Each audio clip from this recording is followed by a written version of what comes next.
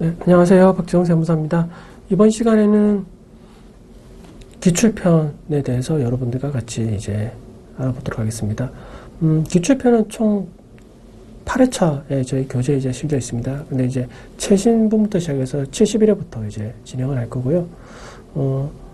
지금 이제 TAT 1급 시험 같은 경우는 이제 기출문제가 이제 이론편도 있고, 그 다음에 실무편도 이제 법인세까지 이렇게 여러 개로 나눠져 있기 때문에, 강의는 이제 한 번에 다 이렇게 한 번에 다 한 차시로 이렇게 강의를 갖다가 다 진행할 수는 없고요. 요거 좀 끊어가지고, 이론편, 그다음에 실무편에서 좀 끊어서 이렇게, 같이 좀 진행하겠습니다. 자, 먼저 71회부터 시작하겠습니다. 71회 이제 이론편부터 먼저 들어가겠습니다. 자, 71회. 자, 71회입니다. 1번 문제를 한번 보겠습니다. 주항공은 기업의 이해관계자에게 적시성 있는 정보를 제공하기 위해서 사업년도 1년 단위로 재무제표뿐만 아니라 반기 또는 분기별 재무제표를 작성해서 공시하고 있다. 이와 관련된 재무제표의 기본 과정은 무엇인가 이렇게 되어 있습니다. 우리 재무회계 또는 이제 우리 재무제표 기본 과정은 세 가지가 있죠. 세 가지가 있습니다. 첫 번째가 뭐였습니까, 우리? 첫 번째가 기업 실체의 과정.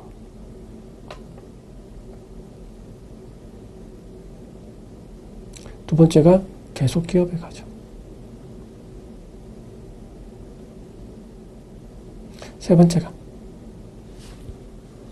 번째가 이제 기간별 보고의 과정.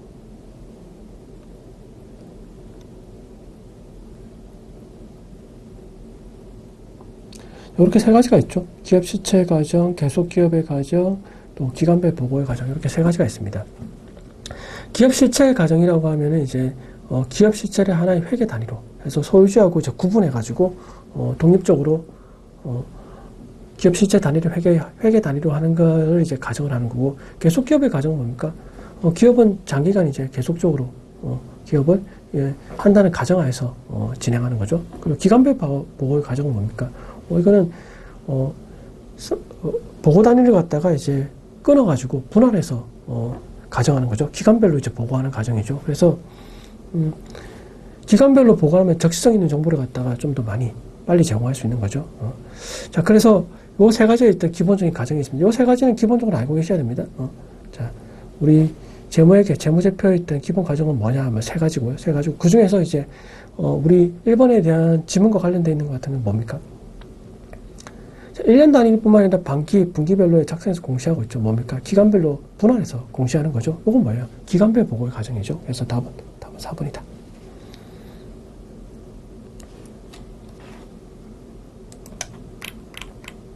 자, 다음 2번입니다. 주항공의 2024년 12월 31일 현재 창고에 보관 중인 재고자산은 30만 원이다. 다음 자료는 이제 반영이 안 됐습니다. 반영이 안 되는데, 이를 토대로 해서 기말 재고자산 금액은 얼마인가 했습니다. 자, 2024년 12월 12일 날 선적지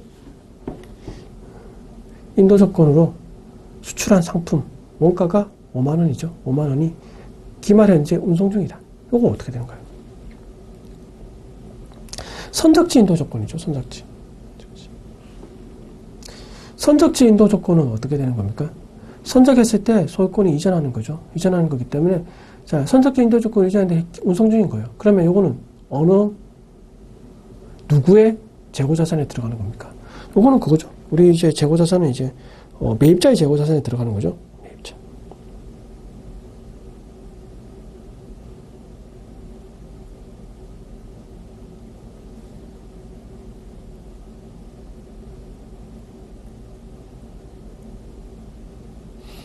그러니까 우리 주항공은 뭡니까? 얘를 수출했으니까 판매한 거죠. 그러니까 매입자의 재고자산이니까 재고자산에 들어가야 되니까 우리 주항공의 재고자산을 포함시키면 된다, 안 된다? 안 되는 거죠. 이거는 안 되는 거고.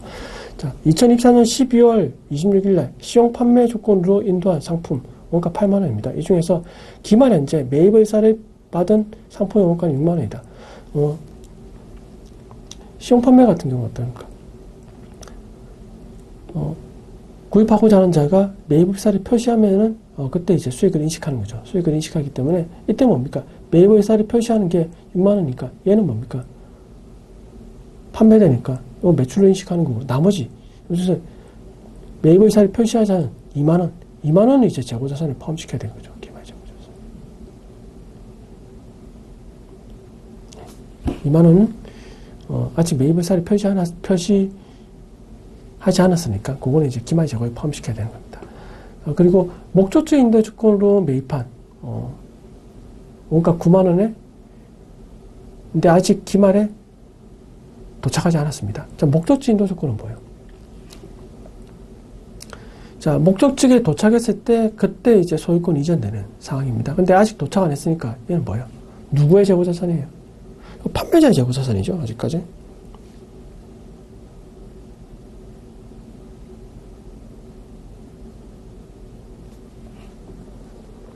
판매자의 재고자산이니까 우리 주항공은 뭡니까? 이거 매입했죠. 매입이니까 매입자의 재고자산은 아닙니다. 아닌 거고. 그래서 우리 주항공의 기말 재고자산은 기존의 창고에 보관 중에 30만 원에다가 뭐예요?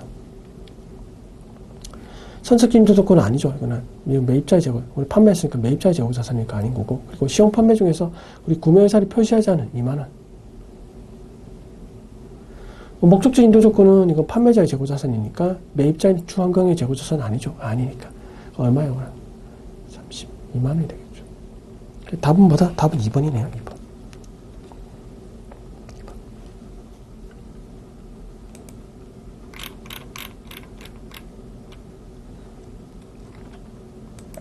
자, 3번입니다.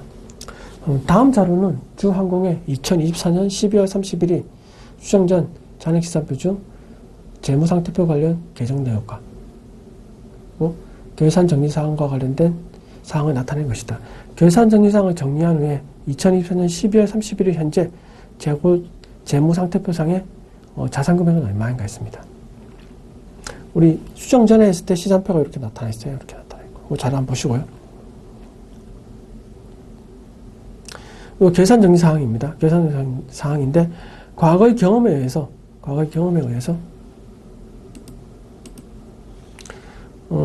매출채권의 10%를 대손이 예상하고 있죠. 그러면 우리 매출채권이 얼마예요?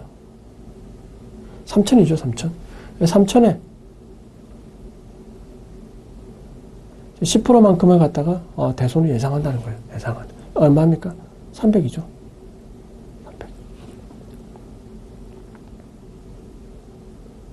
그래서 여기에 대한 기말 수정 분계를 하셔야 되는 거죠. 그래서 이게 뭡니까? 차변에 대손 삼각비 얼마? 30만 원, 300만 원. 대변에 대손 충당금 얼마? 300만 원. 이렇게 되는 거죠.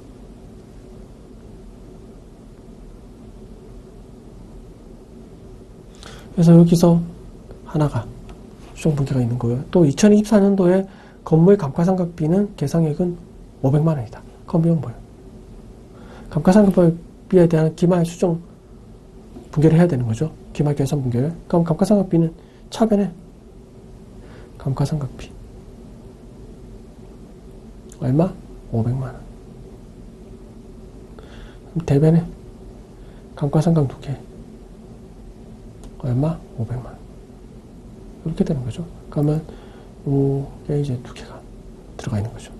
그러면 이제 기말에 자산가액은 얼마냐겠죠. 자산가액 한번 볼까요? 그러면 당좌예금이 아까 5천만 원. 그 다음에 매출채권이 3천이 있었죠. 근데 여기서 뭡니까? 우리 대손충당금을 갖다가 300만 원 했죠. 그만큼 차감시켜줘야 되는 거죠.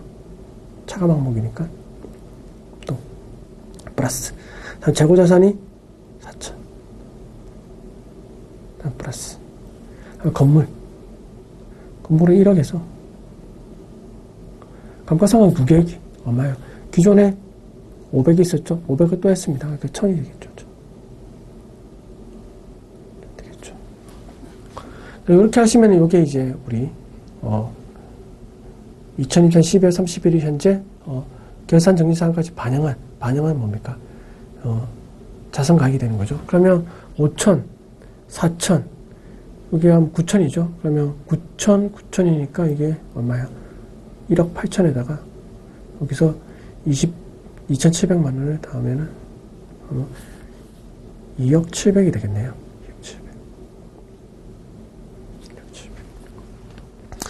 2억 7백이 되니까 답은 2번이죠. 답은 2번. 이렇게 됩니다.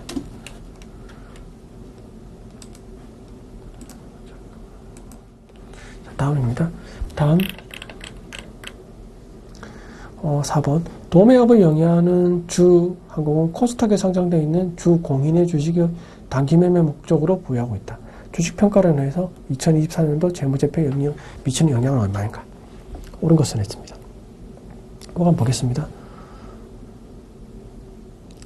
일단 평가 전에는 잠부가액이 4,700이었어요. 4,700이었죠. 평가를 하니까 어떻게 됐습니까? 기말 평가하실 때 1,000주에다가 곱하기 45,000원. 그러니까 얼마요? 4,500이 되겠네요. 4,500이 되니까 우리 기말 수정 분계를 할 때 어떻습니까? 차변에 단기 매매 증권 평가 손실 이 얼마요? 4,700에서 4,500 빼니까 200이 되겠죠. 대변에 단기 매매 증권 얼마입니까? 200. 자, 이렇게 했을 때 우리 단기 매매 증권 평가 손실은 뭡니까? 이거는 영업 외 비용이죠. 비용입니다. 이렇게 했을 때 우리 재무제표에 미치는 영향을 한번 볼까요? 자, 영업이익은 증가합니까? 영업이익은 계산할 때 어떻게 계산합니까? 매출 총이익에서 판관비를 뺀 게, 판매비와 관리비를 뺀 게 영업이익이죠. 그래서 여기서 영업의 수익과 영업의 비용.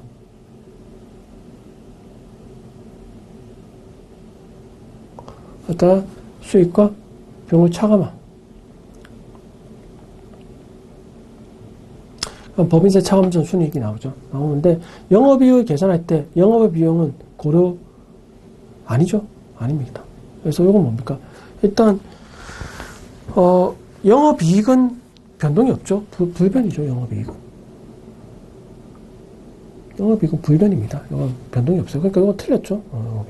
다음에 영업의 비용이 증가합니까? 영업의 비용은 증가합니다. 아까 얼마 증가했습니까? 200만 원이 증가했죠. 영업의 비용. 그리고 당기순이익이 증가합니까? 당기순이익은 감소하겠죠. 당연히. 이 비용을 빼줬으니까. 이거 아니죠. 감소하겠죠. 영업의 수익이 증가합니까? 영업의 수익하고는 상관없죠. 단기 매매 증권 평가액은 뭡니까? 영업 외 비용이니까 이거 상관없습니다. 그러니까 답은 2번이 되겠네요.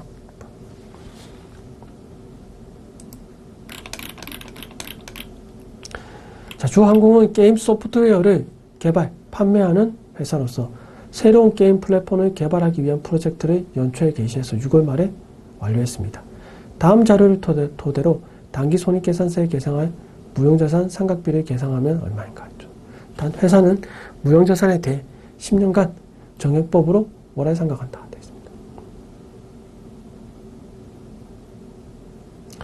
이때 연구단계에서 발생한 거.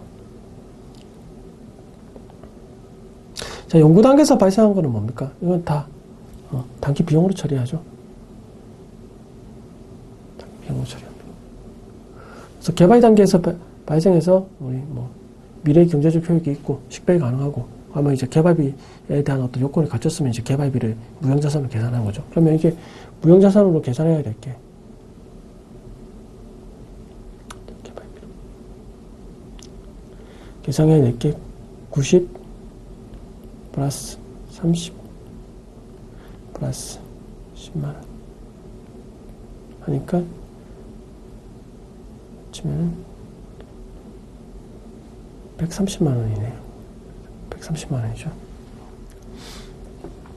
자, 자, 여기서 130만 원에서, 그러니까 6월 말에 개발이 완료했죠. 그러면 이제, 상각할 수 있는 게, 그럼 그 이후부터 상각할 수 있는 거죠. 이제 수익이 발생했을 때부터 개발이 완료하고 이제 했으니까, 이게 상각비를 구하라고 했으니까, 여기에서 정액법으로 10년간 상각한다 했죠. 그럼 정액법이니까 10분의 1이 되겠죠. 10년 곱하기. 그 다음에 12분의 6에 해당되는. 그러니까 얼마야? 13만 원에 이제 2분의 1이니까 6만 5천 원이 되겠네요. 답은 2번이네요. 답은 2번.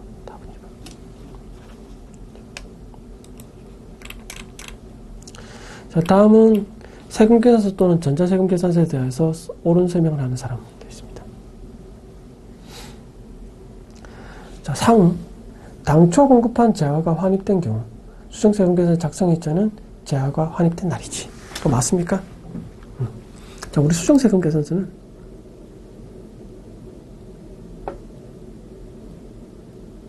어때요? 이게 이제 그 두 가지가 나누죠. 사유에 따라서. 일단 제일 먼저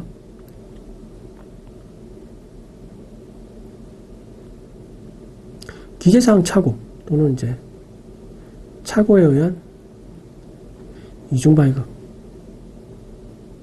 또 내국신용장 사후계산 이건 어떻습니까? 이거는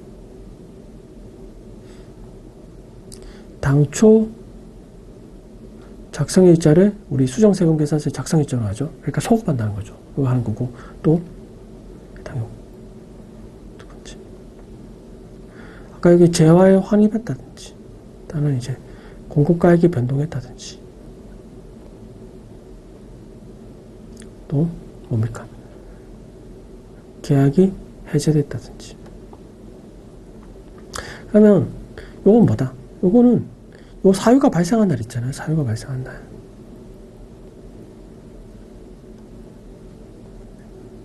날이 작성일자가 돼요. 공급시기가 됩니다. 작성일자는 공급시기예요.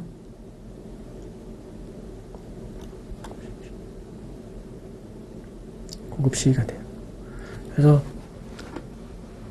우리 환입 같은 경우는 그럼 뭡니까? 환입된 날이 이제 뭡니까? 작성일자가 되는 거예요. 그러니까 요때 새로운 공급시기가 새로 생기는 거예요.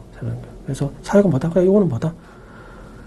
맞죠? 이건 맞습니다. 이렇게 하면. 이건 맞고요. 그 다음에 공급받는 자의 성명 또는 명칭은 세금계산서의 필요적 기재사항이다.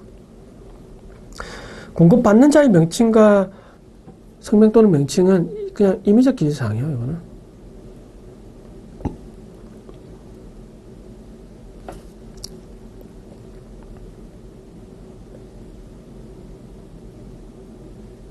임의적 기재사항입니다. 우리 공급하는 자의 등록번호와 성명 또는 명칭은 뭐다? 이거는 필요적 기재사항이에요. 근데 여기는 공급받는 자잖아요. 공급받는 자는 왜? 등록번호가 필요적 기재사항이죠. 근데 여기는 뭡니까? 공급받는 자의 성명 또는 명칭이니까 이건 임의적 기재사항입니다. 그래서 이건 틀렸죠.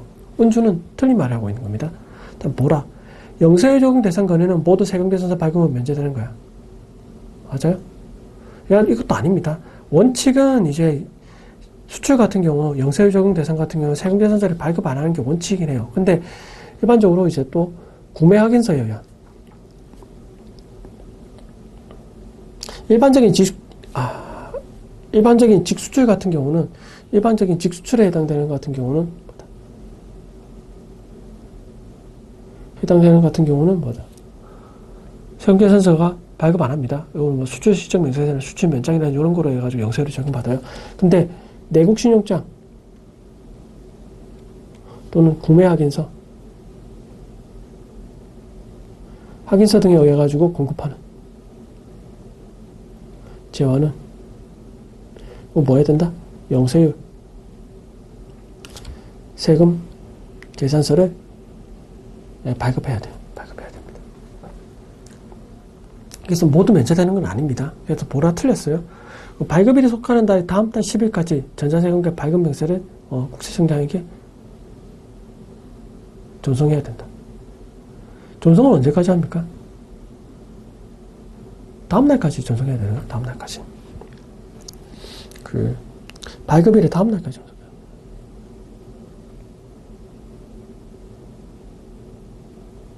다음날까지 전송해야 됩니다. 발급 명세를. 그래서 이거는 뭐다? 발급이 속하는데 다음달 10일까지니까 틀렸죠?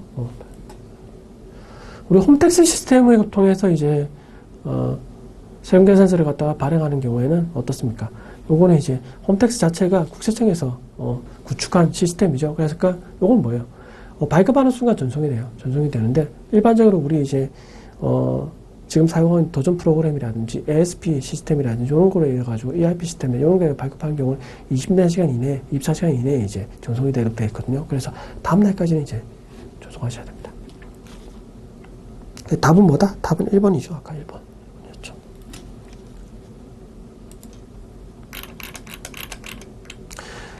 다음 자료를 토대로 종합소득의 합산해서 과세표준 신고를 하여야 하는 금융소득을 계산하면 얼마인가 했습니다. 자, 직장공제 초과 반환금은 뭐예요?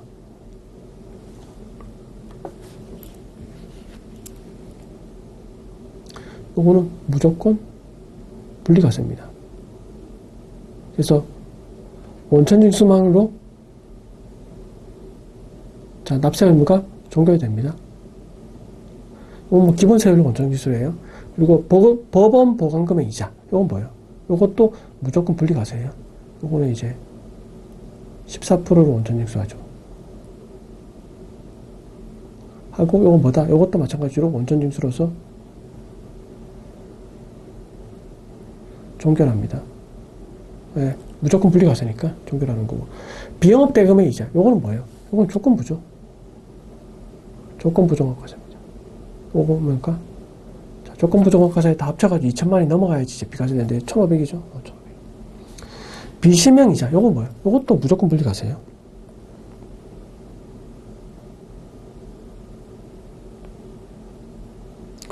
요거는 근데 좀 고율로 원천징수하죠. 뭐 45% 또는 50%, 90% 원천징수.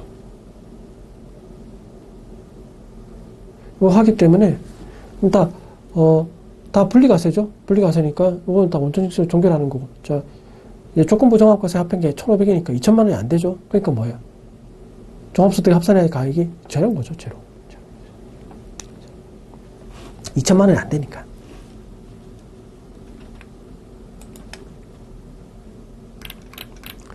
자, 다음 8번입니다. 다음 자료를 토대로 거주자 김한공 씨의 2024년도 사업소득 금액을 계산하면 얼마인가 했습니다.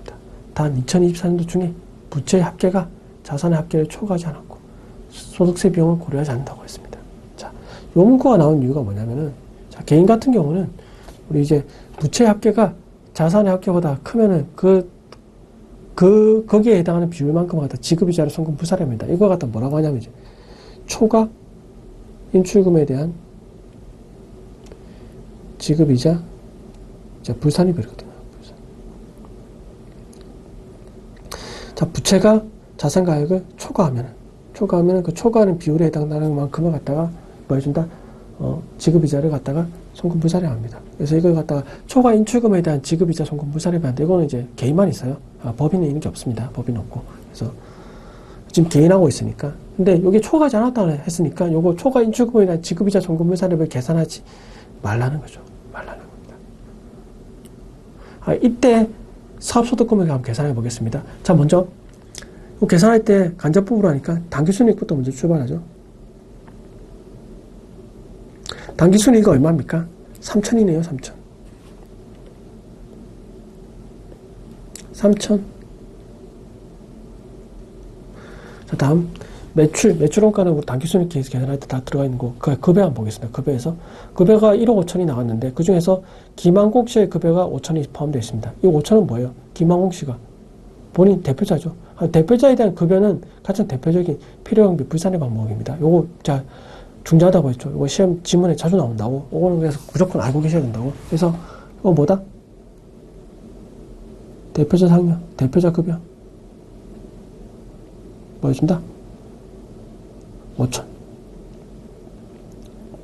이거 뭐 해줘요? 이거 플러스 해주는 거죠, 당연히. 필요경비 불산이니까.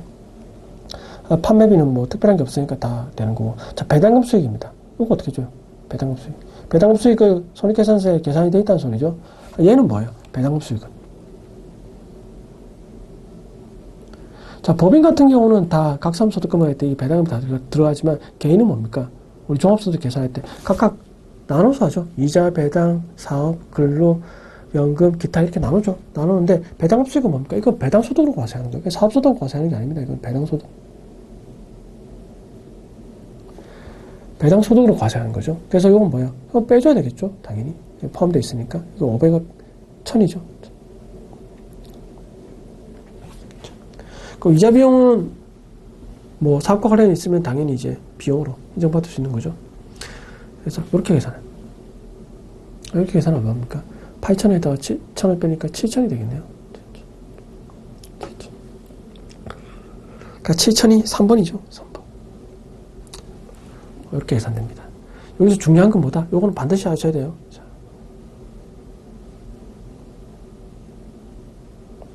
대표작업에는 필요경비, 분산입이다. 그리고 뭐다?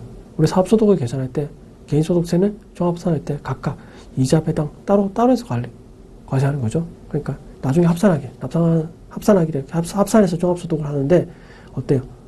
여기는 사업소득에 대해서 물었으니까 자, 배당소득은 빼줘야 되죠. 여기 만약에 종합소득 금액을 계산하다 이랬으면 여기 들어가야 되겠죠. 들어가야 되는데 그게 아니라 뭐예요? 요거 사업소득 금액을 계산하라고 했으니까 요건 빼줘야 된다. 여기 앞선에서 여기 당기순 이익 안에 들어가 있으니까 빼줘야 된다. 그래서 7,000 되는 거죠. 자, 다음 법인세 신고를 위해 각 사람도 소득금액 계산 시 세무조정 하지 않아도 되는 것은 1번 주식 발행 초과금의 자본잉여금으로 회계 처리했다. 자, 주식 발행 초과금은 세법에서 뭐예요? 입금입니까? 입금 항목이 아닙니까? 입금 항목이 아니죠. 입금 부산의 항목입니다. 그러니까 얘를 입금으로 수익으로 안 잡았죠. 그러니까 뭐예요? 세무조정 할 필요가 없습니다. 이거는 당연히 세무조정 필요 없습니다. 근데 토지 취득세를 세금과금과로 회계 처리했어요. 그럼 뭐예요? 토지는 취득세는 뭐예요? 우리 자산의 취득원가에 가산해야 되는 건데 비용으로 처리했으니까 이건 어떻게 됩니까? 이거 송금분산입 해줘요. 자, 해줘야 되는 거죠. 송금분산입. 그래서 토지가 송금분산입 해줘야 된다. 또 유보로 하겠죠. 당연히. 지분법 평가로 인한 지분법 이익을 영업의 수익으로 계산. 지분법 평가이익은 뭡니까? 세법상 우리 평가이익을 인정합니까? 안 합니까? 이거 안 해요. 이것도 안 합니다. 그러니까 이건 뭐예요? 이것도 입금 불산이죠. 이것도 마이너스. 하면서 지분법 평가의 자산을 잡았으니까 이게 마이너스 쳐줘야 되겠죠. 또 미지급의 일반 비부금을 영업의 비용으로 회계 처리한 경우. 그럼 어떻게 됩니까? 기부금은 뭡니까? 우리 흔히 얘기하는 기부했을 때 그때가 손익지속 시기예요. 현금적이죠. 근데 우리 미지급 아직 지급 안 했죠. 그러니까 뭐예요? 영업의 비용 계산했으면 이거 당연히 송금분산을 해줘야 되겠죠. 이것도 마이너스 유보로 해줘야 되는 거죠.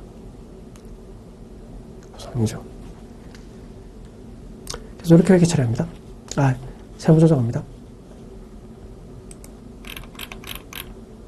다음 부가가치세 과세사업자인 주항공의 대손 관련 자료이다. 이를 토대로 계산한 부가가치세액과 법인세 세액에 미치는 영향의 합계액은 얼마인가 했습니다. 자, 매출처의 회생 계획 인가 결정에 따라서 외상 매출금 2,200만 원을 회수할 수 없게 되었습니다. 두 번째, 부가가치세 신고 시 대손세액 공제와 법인세 신고 시 대손금, 손금 산입을 적용하고자 한다. 이 대손금은 부가세법상 대손세액 공제와 법인세법상 대손 요건에 갖다 충족하고 있다. 주항공의 과세 표준에 적용할 법인세율은 9%, 지방소득세는 고려하지 않는다. 이랬을 때 부가가치세과 법인세의 영향을 한번 보겠습니다. 자, 먼저 부가가치세 먼저 볼게요.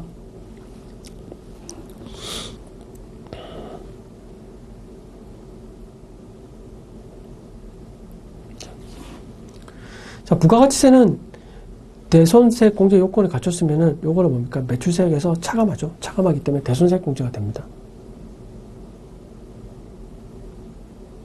얼마가 되는 거예요? 전체 채권 금액이 2,200만 원이니까 여기에서 110분의 10에 해당되는 거는 이거 얼마요? 200이죠. 자, 200만 건은 뭐다? 부가가치세액이 감소하는 거죠. 감소합니다. 법인세는? 자, 법인세는 이제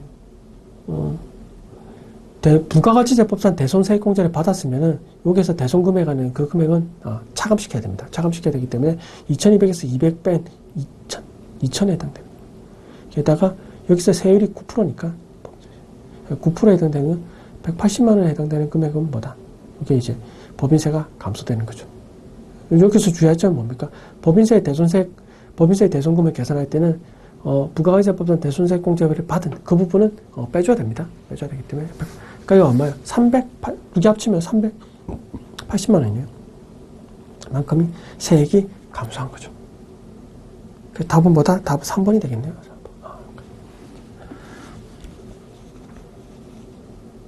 자, 우리 71회에서 이론 문제는 풀어봤습니다. 이제 다음 시간에 이제 실무와 관련된 이제 실무수행 평가에 대해서 여러분들과 같이 풀어보도록 하겠습니다. 자, 이번 차시 여기까지 하겠습니다. 다음 시간에 뵙겠습니다. 감사합니다.